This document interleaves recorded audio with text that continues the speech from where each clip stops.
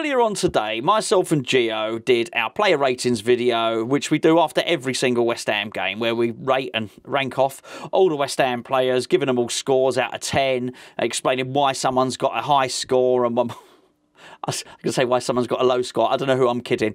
Everyone got low scores pretty much in the Chelsea game. But just in the natural course of doing that video, we started discussing Jarrod Bowen. And then we sort of fed into talk about his captaincy and then naturally as to whether or not Julen Lopetegui was getting the best out of him. Which then started us thinking about, hold on a second, who else is sort of a little bit worse this season? And anyway, that was how the conversation went. So we've clipped that bit of the video, and after I've finished waffling now and basically trying to convince you to sign up to Patreon, you're going to get to watch that for free right now. Patreon, in case you don't know, is a subscription service. It's basically our third Hammers Chat channel. And we've got loads of stuff on there. Even if you don't want to listen to player ratings, we've got numerous podcasts on there. We've got the Babbling Irons. We've got Harry Redknapp, who's going to be a regular contributor on Hammers Chat. We've got breakfast shows. We've got our naked podcast where we don't even talk about football at all. We've got the Overland and C Word podcast as well. We've got a lot of stuff over there. Exclusive interviews with people of importance, former players and referees and scouts and coaches and all that type of stuff. We think it's excellent value, but we would say that. But you can go and check it out for yourself. The link is in the description below. It's patreon.com/HammersChat. There's a 7-day free trial. Go and have a look, and it is a real Brucey bonus for you. You can go back and look at the old stuff as well. So it doesn't just give you 7-day free trial so as you can watch everything from now forward. You can watch everything that we've done before as well. And hopefully, we like to think you'll think it's pretty good value, and hopefully you'll sign up after that. If you don't, then just enjoy what myself and Gio have got to say about Jarrod Bowen. But Somerville, good performance, 6.3 from patrons, and he's the patron man of the match. Jarrod Bowen. I'm going to give him a 3, Gonzo. I thought he was crap. I thought he was really bad. He really struggled to get into the game. And listen, if this was Kurt Zouma, we'd say, where's the leadership? Oh, so I'm going to be fair. Jarrod Bowen, where's the leadership? Good. After the game, you were there in front of the camera. You were the one facing the press. Good. Tick, right. But on the match, I think Chelsea were taking the piss a little bit. I think they were a bit more aggressive than we were. There was just no reaction from us. And at one point, there was a stoppage in play. Maresca was there. No, Lopetegui was there. But our players were all just stood around, just waiting for the game to restart. And it was like, come on, Jarrod, go speak to just pick out whichever players as captain. You've been up the top end of the pitch as captain. You might be thinking that's not working either. Speak to the player, or go speak to the manager and say this ain't working. Because I will always go back to Carlo Ancelotti. Ancelotti will always say about how he uses the experienced players for advice because he's not on the pitch. Ancelotti will say, I need to know what as it was previously, Marcelo, Toni Kroos, Modric, speak to me. I'm not out there. I don't know what's going on. I can see it from here, but you guys need to tell me what I need to do. And ultimately, the main guy's your captain, and you just think, come on, Bowen, where's your... You wanted the captain's armband. You said at the end of last year, I want to be captain of West Ham. You've got it now. Let's see it. It's not like you've been made captain and everybody's going, oh, I'm not sure about this one, or he's not sure about it. You asked to be captain, so let's see it. I'm going to give him a 3. I thought you had a really bad game. There's reasons for that. But this is earlier on I said there's a player that's got worse post David Moyes, and it's Jarrod Bowen. He's not. This is not the Hammer of the Year, Jarrod Bowen, that we're seeing all season. He's obviously scored and got an assist, which is good. But even those performances, we're giving him 6s. And it's like we didn't really do much but got a goal. We need more. I want my Hammer of the Year, Jarrod Bowen, back. I want the guy that was hitting a goal and assist every other week and getting into the England squad. He was undroppable from the England squad in the end. It was like, good luck. I know you got Saka, but good luck picking someone like Marcus Rashford ahead of me. You can't. Where's that guy gone? He's there. It's not him. He's still a top player. I think Jarrod Bowen is our most important player, is our most influential player. Yes. But we ain't seeing it. We ain't seen it all season. We need to get that back. How do we get the best out of Jarrod Bowen? Let's do that, please, because I'm missing him. When I'm watching us this season. I'm watching it thinking, can we just get Bowen into the game, please? Because he can actually do something. We've seen against Man City. It was an own goal, but he ran down the right, put the cross, and we've seen him get goals from nothing, get assists from nothing. But he's got to get the ball in order to go and do that. I feel like he barely touched it against Chelsea. I'll give him a 3. I didn't think he had a good game, though. Yeah, look, I'm going to give him a 3 out of 10 as well. But I've got to say, just looking at what Andy said in the chat there, if I can pop that up, Andy.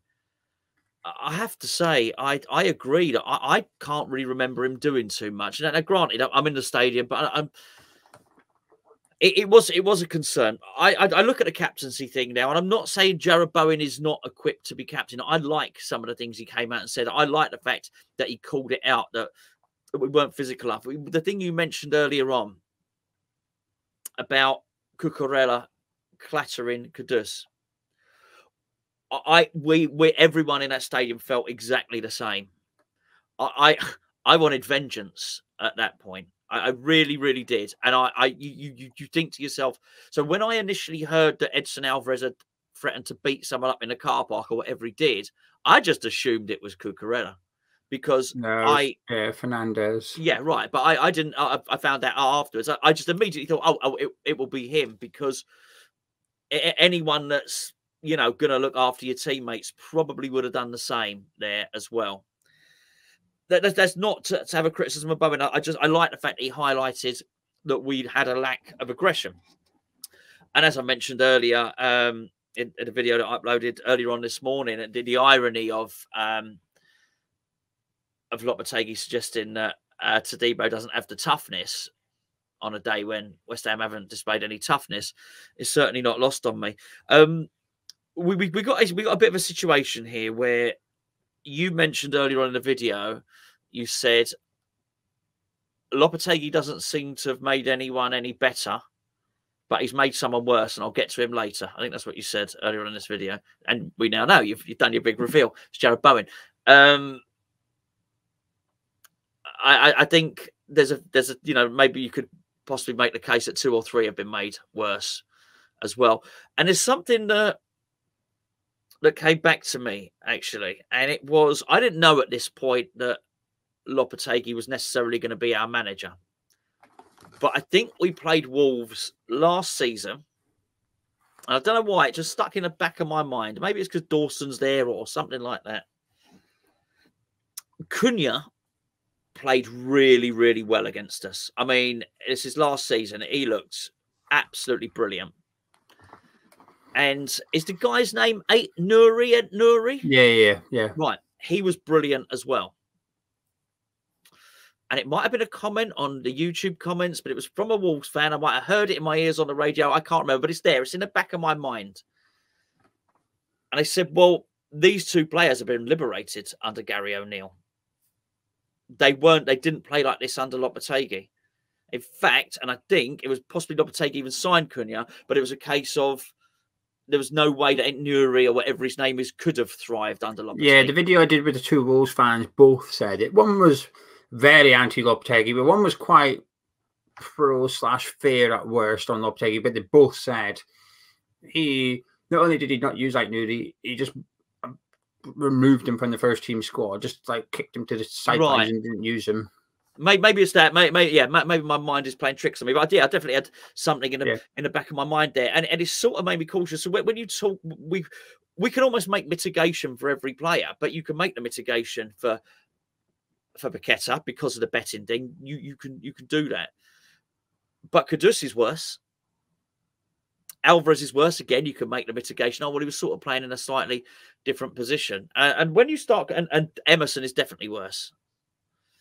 And this is not, I don't want this to be turned into the fact that, everything was rosy and brilliant under David Moyes. That the last few months on David Moyes, we were bloody awful. We were getting hammered. And make no mistake about it, as proud as Moyes is of his record against Chelsea at London Stadium, and rightly so, he was good. That could have happened. If that had happened in the second part of last season, Chelsea could have taken us apart with that team. Make no mistake about it. But I am also worried about Jarrod Bowen because he looked really sharp and really good when he was away with England as well. and I'm a little bit worried about it now. I do think that he's got a situation now with the next 2 games coming up. He's gonna need to try and sort something out to get the best out. Ideally, the best out of Bowen and Kudus. Yeah, but you better get at least one of them playing, as we know they can play, because you cannot. Because when you look at the West Ham team in terms of when everyone's playing at their peak, people will look and say they're frightening. We're not frightening at the moment. We have some really, really good players, some of whom we've argued might be 70 to 100 million pound players, and that's not what we've got on the pitch at the moment. That needs to be sorted out. Yeah, so I'm just going to match your 3 out of 10, but I didn't, out of politeness and just to copy you, I didn't see much from him at all. Well, Pigeon gave him a 4.1, so they've gone a little bit greater than I. In terms of substitutions, there was obviously 5 of them.